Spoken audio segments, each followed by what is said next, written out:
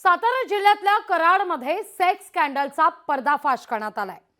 आश्रमाच्या आडून समाजसेविका वेश्या व्यवसाय चालवतीये। आश्रम या ठिकाणी आश्रम आहे आणि त्या आश्रमाच्या आडून ही समाजसेविका तथाकथित समाजसेविका आपण म्हणूया वेश्या व्यवसाय चालवते। टेंभूतील छत्रछाया वृद्ध आणि निराधार आश्रमातला हा धक्कादायक प्रकार आहे। निराधार मुलींना वेश्या व्यवसायात ढकलल्याचा रेखा सकटवर आरोप आहे। आश्रमशाळेतील अनेक मुलींना वेश्या व्यवसायात ढकलल्याचा रेखा सकटवर आरोप करण्यात येतोय।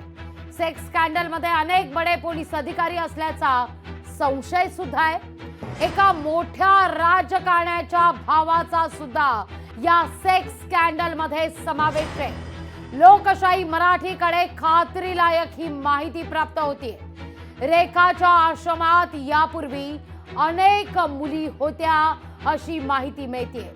आता मात्र एक मुलगी आहे, त्या मुली उरलेल्या गेल्या कुठं हे गूढ मात्र अद्यापही कायम आहे।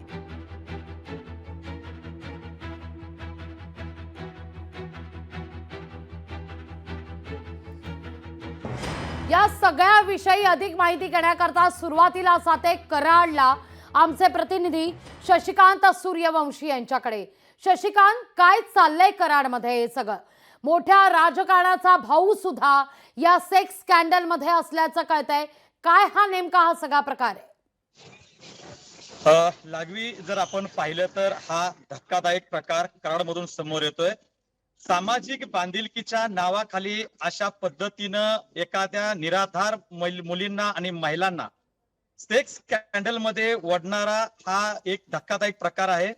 या ठिकाणी आपण जर पाहिलं तर हा संपूर्ण प्रकार जो आहे तो गेल्या कित्येक वर्षापासून हा सुरू होता। मात्र याची चाहूल पोलिसांना आणि इथल्या स्थानिक प्रशासनाला कशी काय लागली नाही, हा एक अनुत्तरितच प्रश्न आहे। त्याचबरोबर आपण पाहिलं तर या संबंधित जे काही व्रताश्रम आहे, निराधार आश्रम आहे, या आश्रम चालक महिला जी म्हणजे रेखा प्रमोद सकट या महिलेनं गेल्या कित्येक वर्षापासून मुलींना जे आधार केंद्र आहेत, वधूवर सूचक आधार केंद्र, त्या ठिकाणच्या एजंटांशी हाताशी धरून मुलींचा जो देह विक्रीचा व्यवसाय हा देखील करत असल्याचा गंभीर जो पुरावा आहे तो आपल्या हाती लागलेला आहे। त्यामुळं या सगळ्या प्रकरणाची लोकशाही मराठीनं गूढ उगवण्याचा प्रयत्न केला। त्याचबरोबर या संबंधित बातमी दाखवली। त्यानंतर मात्र संबंधित विभागाच्या पोलीस खात्यानं या महिलेला काल उशिरा अटक केलेली आहे। यामुळे आता या सगळ्या प्रकरणामध्ये शासकीय अधिकारी त्याचबरोबर एका बड्या राजकीय नेत्याचा भाऊ असल्याची जी शक्यता आहे आणि खात्रीलायक माहिती आहे ती आपल्यापर्यंत पोहोचलेली आहे। मात्र आता पोलीस कशा पद्धतीनं तपास करणार आहेत हे येणाऱ्या काळातच आपल्याला पाहावं लागणार आहे।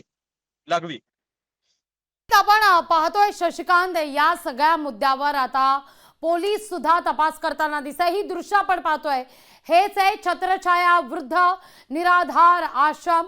याच ठिकाणी आश्रमाच्या नावाखाली हा वेश्या व्यवसाय चालत होता। मुलींना वेश्या व्यवसायात ढकलल्याचा आरोप आता या सगळ्या प्रकरणी होताना दिसतोय। आता या सगळ्याची माहिती आता पोलिसांपर्यंत पोहोचली आहे का शशिकांत? नेमका ग्राउंडवर या सगळ्याचे काय पडसाद उमटतायत? आपण जर पाहिलं तर काल या संदर्भामध्ये बातमी दाखवल्यानंतर पोलीस प्रशासनाचे आपण पाठपुरावा या प्रकरणामध्ये करत होतो। रात्री उशिरा या संबंधित सातारा जिल्ह्याचे जिल्हा पोलीस अधीक्षक समीर शेख यांनी तशा सूचना केलेल्या होत्या। कराड पोलिसांनी रात्री उशिरा या महिलेला ताब्यात घेतलं। तक्रारदार जी महिला आहे तिचं नाव आहे धनश्री गोळे, हे तिचं तक्रारदार महिलेचं नाव आहे आणि ह्या महिलेनं ही तक्रार यापूर्वी देखील केलेली होती। मात्र या संदर्भामधला काही सेकंद तुम्हाला थांबवते। या सगळ्या विषयी बोलण्याकरता शिवसेना उद्धव बाळासाहेब ठाकरे पक्षाच्या उपनेत्या सुषमा अंधारे आपल्या सोबत जोडल्या गेलेल्या आहेत। ताई नमस्कार, काय सगळं म्हणाल या हे दृश्य पाहिल्यानंतर? सातारा जिल्ह्यातल्या कराडमध्ये सेक्स स्कॅन्डलचा पर्दाफाश करण्यात येतोय लोकशाही मराठीकडून। छत्रछाया वृद्ध निराधार आश्रमातला हा धक्कादायक प्रकार आहे। या मुलींना वेश्या व्यवसायात ढकलत होती रेखा सकट। या सरकारचं कुठल्याही खात्याकडे कुठल्याही क्षेत्राकडे लक्ष नाही। त्यामुळे महिलांचं शोषण, लैंगिक अत्याचार, बालकांचं शोषण हे चालू आहे. महिला कुठेच सुरक्षित नाही ताई. महिला मंदिरात सुरक्षित नाही. मंदिरात महिलेवर बलात्कार. महिला दवाखान्यात सुरक्षित नाही. काल कळव्याला एका गतिमंद मुलीला तिकडे विनयभंग. महिला शाळेमध्ये ती लेकरू सुरक्षित नाही. आणि आता तुम्ही हा धक्कादायक प्रकार सांगताय की वृद्धाश्रमात सुद्धा महिला सुरक्षित नाहीत. हे भयंकर आहे. आणि हे असं का होतं? कारण छोट्या छोट्या गोष्टी म्हणजे एखादी बाई तिची तक्रार जरी द्यायला गेली तरी पोलीस तक्रारच लिहून घेत नाहीत.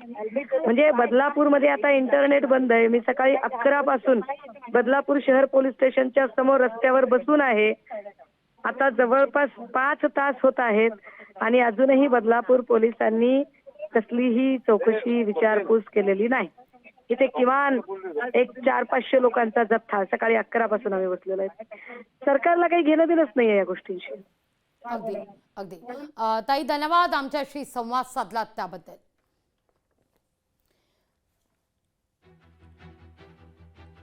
आई चॅरिटेबल ट्रस्टच्या ज्या मालकीण आहेत रेखा सकट, त्या भरपूर अन्याय करत होत्या. तिथे मला पण त्यांनी गोड बोलून नेलेलं, का राहण्यासाठी नेलं आश्रमात. नंतर घरातली कामं वगैरे करायला लावतात, चांगले चुंगले कपडे घाला, खायला बिला देतात, नंतर 4 माणसं बोलवतात.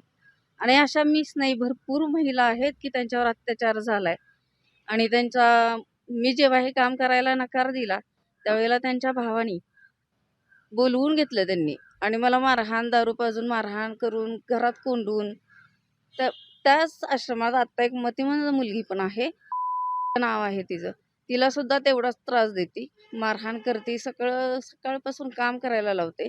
तिथं आणणाऱ्या बायकांना कामं पण करायला लावते, ही पण कामं करायला लावते. वेश्या व्यवसाय अतिशय जोरात चालवते. तिला घर सोडून आलेली एकटीच होती, तिला कोणीचा पाठिंबाच नाहीये. तिनं हे रॅकेट चालवतच सगळा पैसा उभा केलाय. आश्रमाच्या नावाखाली सगळीकडे पावत्या फाडणे, त्या पैशाचं सोनं करणे, गाड्या घेणे, ट्रक घेणे, इमारत बांधणे, छोट्या छोट्या मुलांवरती अत्याचार करणे, पाय दाबायला लावणे, बायकांना सगळी कामं करायला लावणे. आणि ती स्वतः फक्त आहे ना छान राज्य जगते, तिचं आयुष्य ती खूप छान जगते, दुसऱ्यांना फक्त अन्याय करायला लावते.